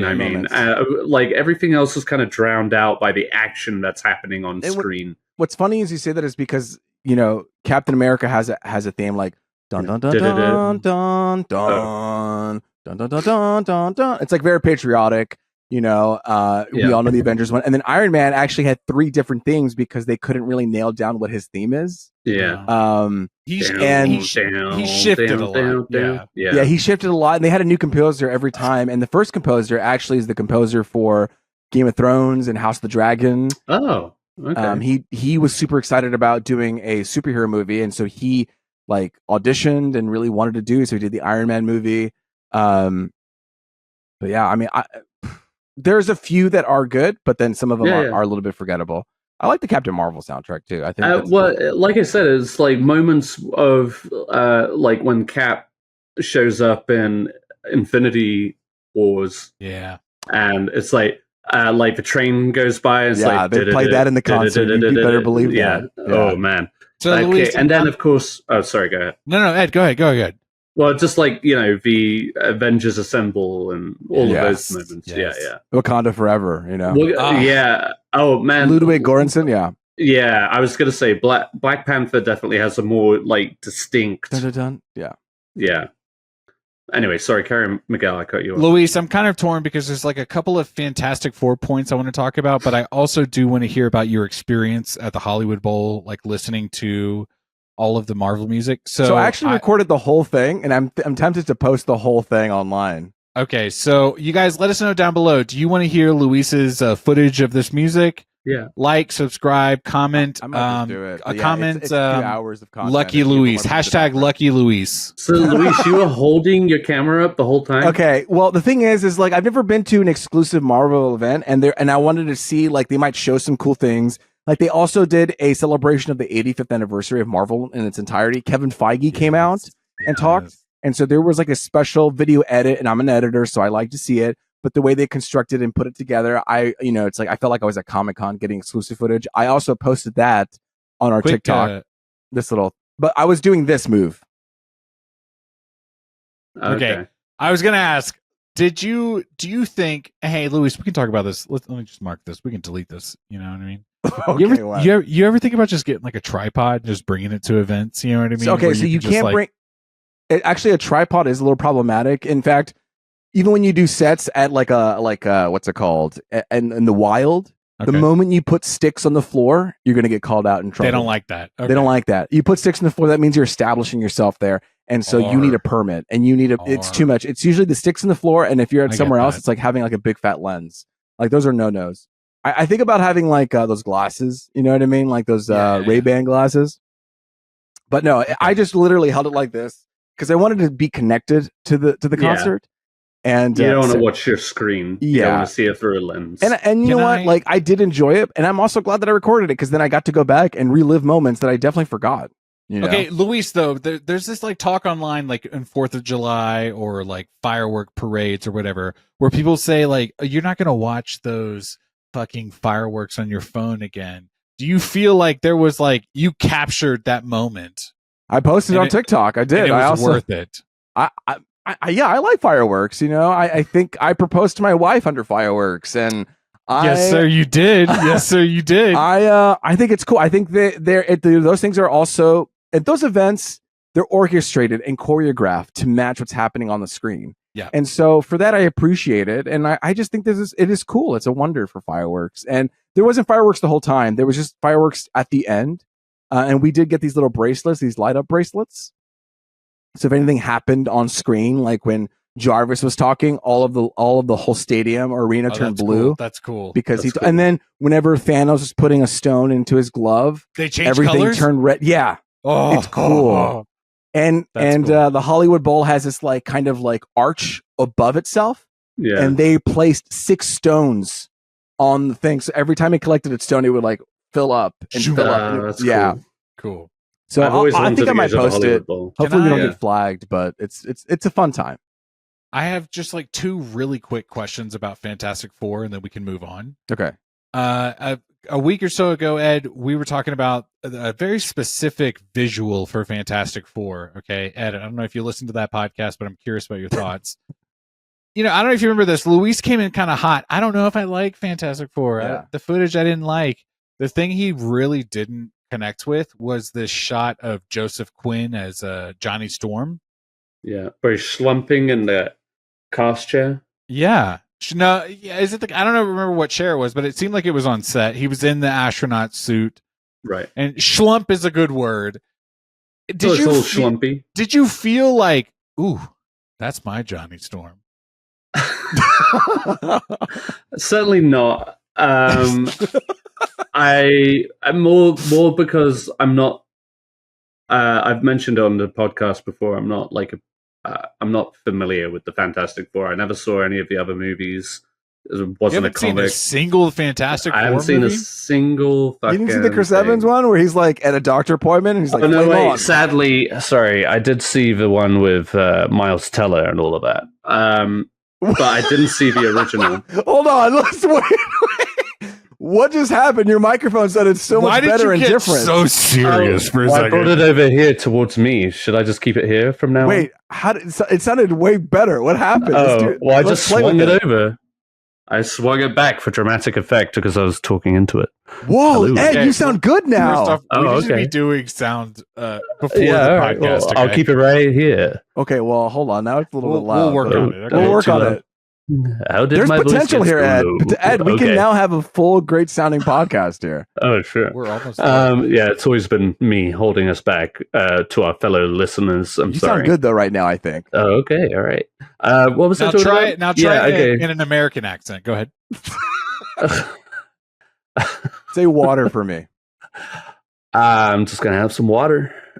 I love it when people do American accents. You sound like every British actor that's done an American said accent. Water. I love it. That was pretty good. Anyway, yeah, I've only seen the Miles Teller Fantastic Four. Oof. That hurts. That hurts. That one's the one you should not have seen. Yeah, I mean, yeah. You haven't seen Clobber in Time? Okay. Oh, the second thing I was going to bring. Doesn't he always say that? Fair enough. Okay, so the first thing, I just wanted to harken back to this moment where Luis and I were talking about this Johnny Storm photo. But I don't know if you guys are into spoilers. I'm going to go ahead and just do this one real quick. Did you guys see this set photo spoiler where apparently there's like there's a B point to this, a live action rock thing suit. There's someone wearing like a live action thing. We've seen the photo, a couple of video like where he's like moving this and that. But we also saw Cousin in the mocap suit. Yeah. Just today, I think. Oh, really? I didn't know that. Yeah. He was wearing the jacket and they caught him in the pants. You know what I mean? Like the foot, they were like, oh, he's wearing a mocap suit. Oh, okay. But what do you guys think about the potential of like practical versus mocap effects for the thing? If I know Marvel, I think that, yes, they're putting this like practical suit on, but they're just going to overlay it with digital stuff. And it's going to like a mix of both. Yeah. And it's like, we did everything practical and real, but then in the end, they just reskin it with a digital thing and it doesn't look and feel as good. I think they do that for reference to be like, oh, that's how the shadows fall on the rocks. And so they could use that to better the VFX if the VFX team had time to do it. Yeah. I don't know. Yeah, it does seem like it's back on that like tight schedule of like turnaround as far as this movie is concerned. Yeah. You've already got James Gunn making comments online about like, you know, why is this taking so long? It's like because we're taking time with the special effects. Oh, with Superman. Right, for Superman, sorry. And Marvel, you don't ever really get that feeling. Now, I do feel like they are relying on Fantastic Four to be a beacon of hope going forward. The first family. For this, for this next phase, as it were. This renaissance, just the redo. MCU's coming back. They've clearly thrown like $100 million at Robert Downey Jr. to make this work. So, could you imagine? Sorry, could you imagine just like getting $100 million and then not doing your job well enough for the masses? Right. But at the end of the day, they got to go, all right, well, we paid you already. You know what I mean? Yeah. I can't even fathom that. And actually, we've signed you up for 3 more movies. Fine, whatever. You know, so I got the amount of DoorDash food I would be ordering with that kind of budget would be insane. That's where your mind goes. That's every meal. That's where it would go. I would just DoorDash so many things. Like, I'm just like, goodbye, America. I'm going back to Europe. I'm gonna get a house. You know, but yeah, DoorDash. Yeah. You know, I kind of dig the retro look about it. I feel like it's, you know, trying to be a little different. Yeah. You know, if we were talking about the look, Miguel asked about the practical versus, and I agree with you, Luis. I think they're just kind of going to dress it up and it's not going to look how they're setting it up to be. But like, I remember seeing the trailers for the Fantastic Four in the early 2000s, and they had. Hang on. That's a great question. What about those trailers didn't make you want to see that movie in theaters? Go ahead. It was the Fantastic Four. It wasn't really a group of characters I didn't care. And I didn't really give a shit about superheroes much back then either. Not a single one of them? Because at this time, you were maybe 12, 13 years old. I was like I was definitely in this country. I mean, I'd seen the Hulk and I was into X-Men. But you were like, I don't need to I was a skeptic movies. When Iron Man came along, you know?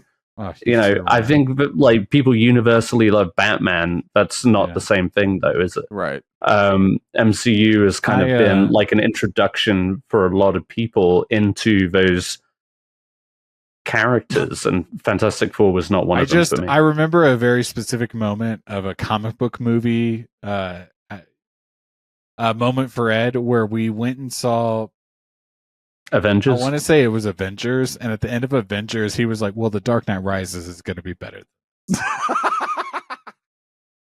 Well, it also had the trailer for The Dark Knight Rises before it. And as I recall, Miguel, you had similar feelings. I did, because I was like, obviously Batman is way better than Iron Man. You know, nothing can compete with The Dark Knight. And Right. Here we are. And then we walked into the theater, was like, what did we just watch? What was that? I remember walking out of Dark Knight Rises trying to convince myself that it was still good. It was a good movie. Yeah. It was a good movie. Yeah, right? I think we all You know did. what, Luis? I was It's so 20 years tired. later. It's not 20 years, but 10 years later, people are still doing that on the internet. They're like, The Dark Knight Rises is the best one of the trilogy. No. Nar.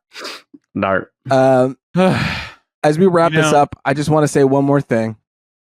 We always say that. 2025. I'm just going to list out movies that are going to be coming out. Superman, Fantastic Four. That's why we got in this conversation, because we talked about that. Fantastic Four, Jurassic World, Rebirth, Thunderbolts, The Karate Kid, I guess. Thunderbolts too. Yeah. Mission Impossible, Ballerina. This says How to Train Your Dragon, but I don't know what that means. There's a live action How to Train Your Dragon coming out next year. Yeah. Whoa, that's insane that I haven't even seen anything for that movie. It's coming out next year. Haven't I seen a trailer? Elio and Megan 2.0 with yeah. I think that's what I have. This is what Reddit told me. Well done, Reddit. All right. Well, that's it. That's the movie wager. Let's move on to our next segment. What we're into. Oof. I got a lot there too. Some of them are shared. Who wants to go first? What do we want to talk about here? Listen, I just finished let's talk about Marvel stuff. I finished this book called The Reign of the MCU. I've talked about it in the podcast before, but I finally finished this book. And I loved it. I think if you're somebody who likes Marvel and you think you know what's happened in Marvel, you don't, And if you like behind the scenes Hollywood, how Hollywood works, or if you just like gossip, if you want for people to spill the tea, and this has everything. This has gossip. This has how Hollywood works. This has how Marvel came together. It's a really great, well-written book that talks about from the very beginning when Marvel was going bankrupt and they were rushing to the bank, convincing them, hey, give us a chance. Can you just loan us, $30 million or whatever so that we can make a couple movies? Like, we promise you. And if we don't make it, you get to keep all the Marvel characters banked. And they didn't. And then they had this feud with the New York team that New York didn't want Marvel to do these things. And it's just they didn't want Robert Downey Jr. to be in the role. There were all these people that were going to play other roles. It's just a fascinating look at some of the inside gossip of what made Marvel. And it even talks about all the way up to now. Captain America, Brave New World, Thunderbolts. It mentions these things. Wow. Talks about Deadpool, Wolverine. So it's still a very recent book. And it talks about kind of why Marvel is in the state that it's in currently. Because Kevin Feige, he looked at everything before Endgame. He was very involved. And then after Endgame, Disney promoted him to be in control of all of Marvel, including the comics, the video games, the animation, the movies. So he didn't have his hand in the pie as much. So they created this other subcommittee that would kind of speak for him.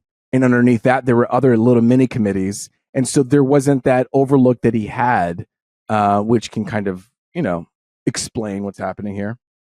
Yeah. So yeah, Reign of MCU. Luis, if you like that stuff, book? it's a book. Right next to you, I mean? No, can you just show us the cover? It's at the it's on my bed. Because I like to read it at night. Which is a perfect place to read a book. I'm not gonna He said not everything on this podcast is for y'all. Okay. Like sometimes it's just for me. That's between me and the bed sheets. Sarah's like, turn the light off. No, I definitely had to put the blankie over my head and have like a light as I keep reading. It's like, I want to know more. All right. Yeah, they had whole writing divisions that just completely like fell down. It's crazy. There was a moment when they couldn't even afford pens. They had like purple pens, green pens. I remember that. And then they were hey, why aren't there normal pens? It's like, oh yeah, because we can't buy new pens until we use up all these pens. They would have visitors come in. They would go to the waiting room and then the chair would collapse. And they'd be like, I'm so sorry. I should have told you to sit at that chair. These chairs are broken. Like there was a moment when they were penny pinching them so hard in the early 2010s. And then there were some changes, blah, blah, blah, blah. Can you imagine being that intern that was like, oh, wait, don't sit in that chair. And then like Robert Downey Jr. makes like $90 million for an Avengers movie 20 years later. And you're like, fuck. The writers literally had to. They went to set to get crafty to then bring snacks to the office because they didn't have any snacks at the office. Oh wow! Damn, could you imagine? Penny pinching. But then they booted that group of people who were kind of penny pinching and limiting them. Those are the group of people who didn't want Black Panther. They said that no women could bring in a box office. They didn't have women female superhero toys. And so at I think it was Civil War, Bob Iger, the CEO of Disney, was like, "Listen, you're gone. Like you're no longer here. We're gonna give this just to Kevin Feige." And then that's when they brought in, Black Panther and all these things because they wanted to have. They were like, "Who wants to see superheroes fight each other?" You know what I mean? For Civil War, like they should just fight the frozen soldiers at the end. No, and then there was a fight, and then Bob Iger, was like, you're done." So Reign of MCU, very cool book. I recommend it if you like those three things. Very cool. Okay. Who's next? All right, I'll just acknowledge it. I'm just acknowledging. There's been a lot of buzz lately about the recent Disney Plus show, The Acolyte, and I'm mentioning it now as a fuck you to Miguel, but also more so because as a promise to our listeners that Luis and I have talked about having a special episode dedicated to The Acolyte, talking about it. Yeah. But I bring it up now because it did get cancelled, and people are trying to get it revamped, get it going, so we can have season 2 and see where the story leads. So, more of that soon. But more importantly, are you wanting to say like our initial thoughts? No, we're not going to talk about it. We're not going to talk about it. Okay, I think I can probably fit us in at the end of the month, like into September. When I just have a child, Luis. When? Oh, fuck. Well, we'll talk about it after that. We got to talk about that later. We'll talk about because I did have some suggestions. Okay. You should do it in the room when it happens. The more exciting thing is that Amazon Prime's Rings of Power is back on. They dropped the first 3 episodes last Thursday. Miguel, your favorite show is back. Can't wait. Yeah. And they recasted Sauron? No. Sauron is the same. Adar, you guys remember Adar? Yeah. He was recasted, but because the other actor left for scheduling conflicts. Sauron is still the same actor, Charlie Vickers. And this is more now that the curtain has been pulled back. This season is supposed to be focusing on Sauron and the creation of more of the Rings of Power. Anyway, it's back. It looks great. I'm excited. It's definitely a different kind of pacing from the first season. It's more comfortable in its setting and its characters. So now it's really kind of just, I wouldn't say plodding along like in a bad way, but it's just taking its time about getting to places and stuff. But it's laying out some exciting things. And again, visually, it's still like one of the best shows out there right now. And I believe they're going to be releasing a new episode every Thursday. Okay. And with a total of 8 episodes. So I've only seen the first episode. You did watch I watched the first episode, yes. Okay. And I did like the first few minutes where we get to the whole Sauron thing. Kind of like the setup or epilogue. See, this is why I talk about it in prologue. Yeah. I don't know if I want to say, I guess spoilers, but like there are 2 versions of Sauron, are there not? Yes. Okay. Oh, yes. Okay, so to what you were saying earlier, yes. When we first meet Sauron in this season, the actor we see before he becomes Charlie Vickers, the Sauron we met in season 1. Yes, that was a different actor. I love that. I mean, if it's to the book or not to the book, I don't care. Yeah. I loved how that was like shown. Yeah, cool. Sauron is a shapeshifter. So he has transformed, and this age that we're seeing Sauron is like his fairer form, which you'll see, progress throughout this season when you watch episode 2 and 3. Okay. But yeah, that's all I got to say about it. I'm excited. If you catch up, Luis, we'll talk more about it. But I just want to kind of declare to the world that it's back, and I'm happy after a 2-year-long wait. I'm back in the Rings of Power. Miguel, I don't want to lose Miguel for a second because I want to bring him back in the conversation. I'm fading, to be honest. Miguel, and it's not even 10 o'clock for you, you son of a bitch. No, you're right. Grey's Anatomy. You're watching Grey's Anatomy? Guys, can I talk about this for a second? Yes, please. Because I feel like I didn't get to talk about this when we watched the first few seasons, the first go around in 2020. Okay? My wife and I are watching Grey's Anatomy.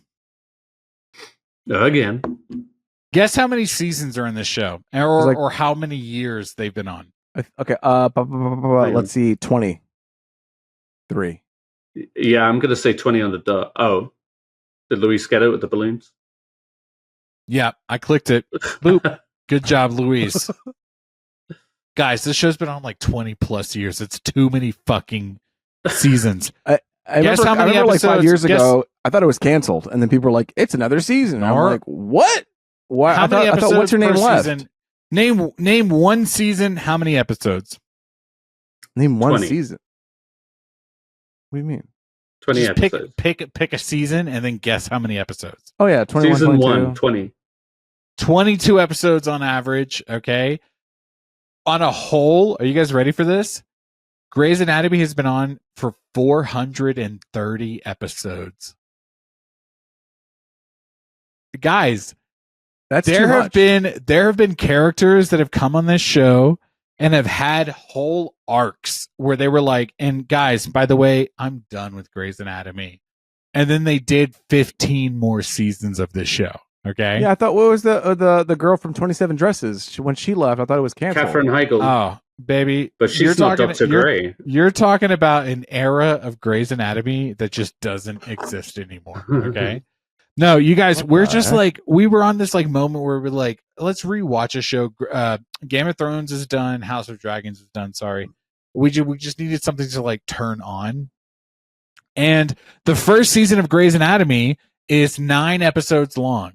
And it just really captures the essence of Grey's Anatomy in that first year, And then you hop into season 2 and they go, anyway, here's 23 episodes. And you're like, fuck. Okay, that's too many episodes. I've devoted 6 hours of my life to this show in season 2 so far. And I have how many more to go, But I will say this, guys, Grey's Anatomy slaps. Okay. No, it can't slap. It slaps. I'm not asking you to hop into today's season, but if you watch that first season, you'll understand. It's like a contained thing. You learn the characters. It's a much more like smaller stage, you know what I mean? And then eventually they turn into like event moments where every season has to have like 3 to 6 to 9 episodes that are like big events of the season, And I hopped on, we were watching season 2, episode 3 or whatever, and I said, we finished it, and I said, hey, let's jump ahead for a second. We jumped to like the most recent episode from like last week. I could not tell you who was on screen, and they were like, we've been here. No, dude, it's like, I cannot believe there's like only 2 or 3 characters from the original season that are still on this show. Is there really a Dr. Grey on the show? There's like 5. Yeah. Like, I'm the sister. I'm the brother. I'm the mother. You get it. Like, her mom had Alzheimer's, right?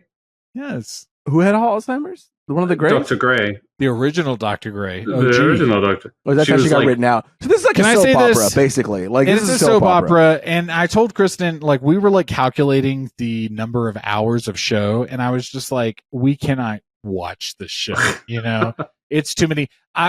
Steven and I were talking about Lost a couple weeks ago. Like, imagine if Lost was still on today. You know what I mean?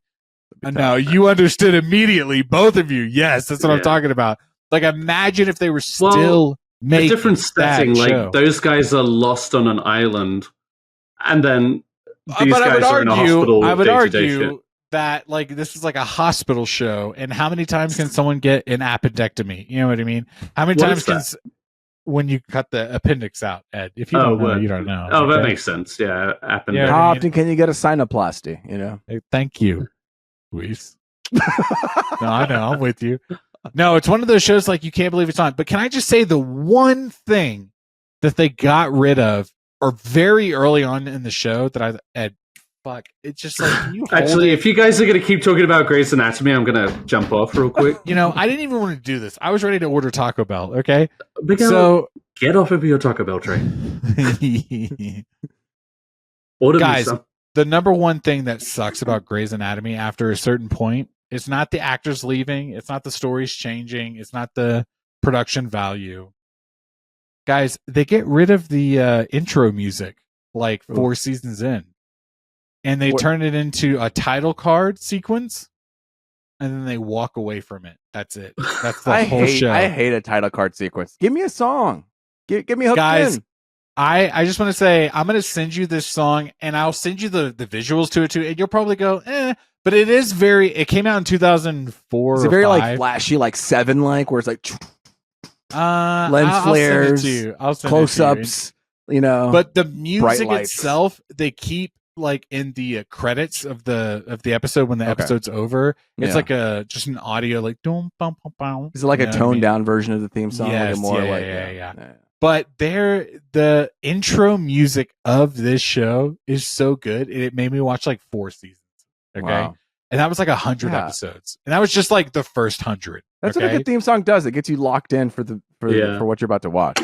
That's what I'm saying. If you skip it, you're just like, yes. And you also have the option to play it. Kind of like with the Batman animated show. Can I talk about something real quick, actually? This is what I'm upset about right now. Sorry, I've been meaning to get this off my chest. This goddamn! I want an option where I can turn off the skip intro button that pops up on the right corner for my streaming platforms. Just don't press it. It fades away, doesn't it? Sometimes it does, sometimes it doesn't, and sometimes it's persistent all the way through the whole intro. And I'm like, for the love of God, can you please get out of my range? Like, I don't want to see you. I don't even want you to pop up at all. You're interrupting my experience, and I don't like it. Sorry, Luis. Ed, can you hold up your hands for a second? Let me see all fingers. Luis, go ahead. And now, holding them on the camera, click a button. Can you do it? Luis, just fucking let go of the remote when you see skip function. You know what I mean? Just like, no. But that's the point. I shouldn't have to do anything. Wait, you don't have to click it. Okay, so you're telling me, I spent months working on this intro title card design. You know, I'm very particular about what goes up, the color, the tone, the way that it moves into frame. And then you have this little fucking bug that pops up on the right corner. It's in the way. Visually, it's visually disrupting my experience. Where it's literally my eyes are trying to be pulled one direction, and then this wide ass thumb is popping up in the right corner. Watch the Grey's. I'll send the video of the intro of the first couple seasons of Grey's Anatomy. You watch it. When it changes, you'll know. Okay. Sorry, Ed. Go ahead. Well, just out of curiosity, you know.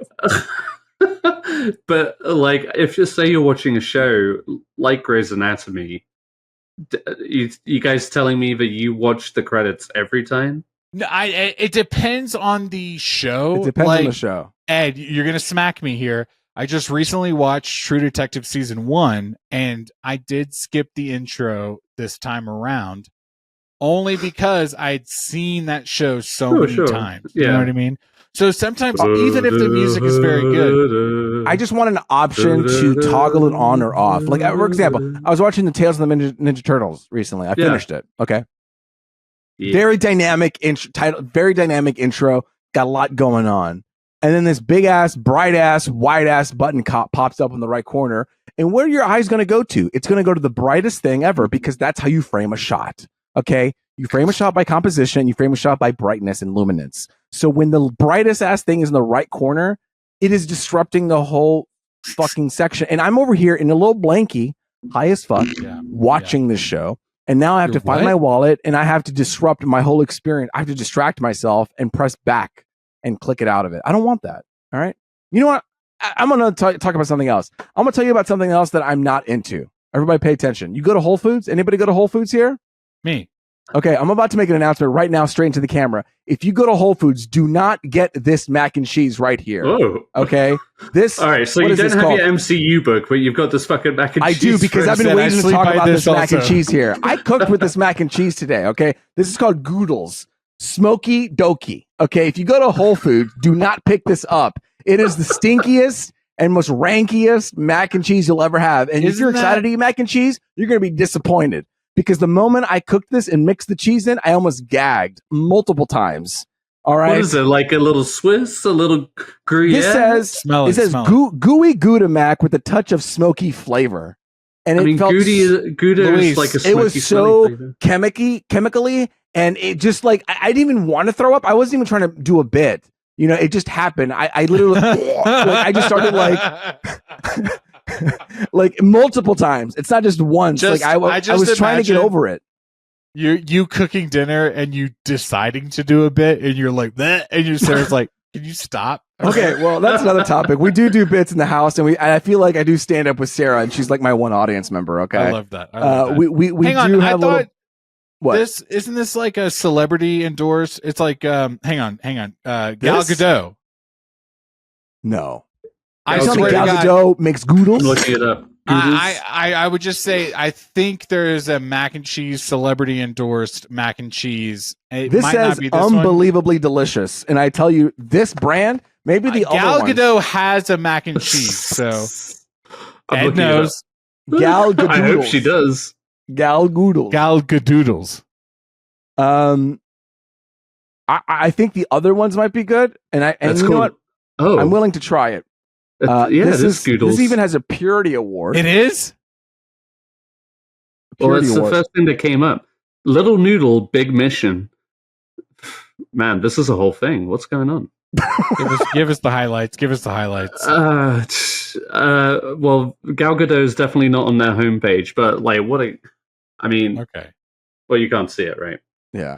Shitty camera. So just say Goodles don't cook. Yeah, no, it is. Look, so Goodles, she's literally posing don't get the smoky dokie Goodles. If you don't want to throw up, don't get this. He's right there. Right. Look, Ed's posting this photo right now down below in our comment section. Yeah, Look at that. I'm gonna send it to you. Okay, that's crazy. That's insane. Mac and cheese. We had to talk about it. People say she can't act, and also she can't noodle. Oh my God. Yes, this is her mac and cheese. Gal Gadot, founding partner of mac and cheese brand Goodles. Goodles mac and cheese cost around $4 a box. Yeah. Imagine with ranging flavors from green chili and truffle. The product is sold at Target, Whole Foods, and Safeway stores. I mean, listen. I can't. I just can't do this. Let's see. I'm looking at you guys like how I just pulled that shit off the top of my head? Okay, like I am on the internet. Okay? You know, like the fact I was like, what? No. Why would she be associated with mac and cheese? People seem to like it, the other flavors. I just think the smoky dokie is not the one. She looks like she hasn't had a carb in her life. I am going to come. You know what? I'm not giving up on Goodles. All right, I'm going to get another one, and I'm going to come back with another review about mac and cheese Goodles. I'm going to seek them out. The best tasting mac. I don't think so. Slurp.com. Okay, well, so let's move on. I want to talk about this too. Kevin can fuck himself. Have you guys heard about this show? I really I'm going to be right back. Get into that show. No. Actually, I'm going to stop talking because I want you to hear this show. Oh, sorry. Go ahead. You know Annie Murphy, the person who did Schitt's Creek? Yeah. You like her? Yeah, she's like David, right. She's doing this show, and what's fun about this show is that it is a sitcom and a drama all at once. So it's basically the life of the wife outside of the sitcom. And when you go and see it's basically like the Family Guy dad with a Mark Wahlberg friend, and it's all bright light sitcom world, and they're going into hijinks, they're having boy time, and it's all very silly and like laugh tracks and everything. Laugh track, yeah. And then she goes to the kitchen and it slams into this like low light, dark dramatic thing, and she's like, I fucking hate this guy. He doesn't even know who I am. Like, for their anniversary, they have a party, and she's not even involved. I love the format. I love the way that it plays with different formats in general. I'm near the end of the season, but it's because AMC gave a lot of their shows to Netflix. So the show's on Netflix right now. I love that it plays with the format. If you like Annie Murphy, if you like new formats, if you like that kind of stuff, go check it out. She does a great job in this show. I love it. I love the way it plays back between, like, she's dealing with some real shit, and then she goes to the husband, and he's just worried about the dumbest shit in the world. Yeah. And by the end of the first episode, you're like, man, I really fucking hate this guy. It's a good show. I'm not gonna lie. I was trying to catch up with you. I started watching episode 1 this afternoon, but then I got pulled away with work. But it has been a show I did want to watch, but didn't have access to. But now it's on Netflix, so now I can. It's one of those shows where once you watch, you're like, I don't understand what's happening, but you just got to give it some time, and then you lock in. Okay, Miguel. Thanks all. I just wanted you to know about Annie Murphy's show. Okay. He just wants to wrap up so he can pee. I'm sorry.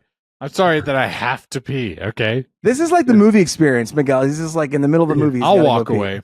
Yeah. Miguel, tell us about Star Wars Outlaws. Yeah, tell us about Star Wars Outlaws. What's going on with that? That just came next out. week, you guys tune in. I've got something ready for you guys. Okay, I'm gonna finish the game by next week. All right, you're gonna be ready to go. You guys, what a great episode! There it is. There it is. Star Movie Wager. Tune in next week. We're gonna talk about Beetlejuice. And can I just say, was that agreed upon? For now it is, okay? Yeah, because I'm the producer. Whatever I say, no, I'm kidding. Touche. No, listen, we have to make content, all right, guys? I'm looking through the schedule. What else do we got to talk about? And I figured Beetlejuice is going to be a topic of discussion. Star Wars Outlaws. Guys, let us know down in the comments, what do you guys want to hear us talk about? All right, they want to hear us talk about Beetlejuice. So we're going to talk about Beetlejuice next week. I've actually heard some good things about it. It's not like it's like, oh, a return to form for Tim Burton. So, after 30 years. Yeah. So we'll be the judge of that. I think it's a topic worth discussing. Maybe we can have some clips. I know you're excited about it. Yeah. My name is Luis Gonzalez, and with me has been Miggy. Eddie? And until next time, later, Gators.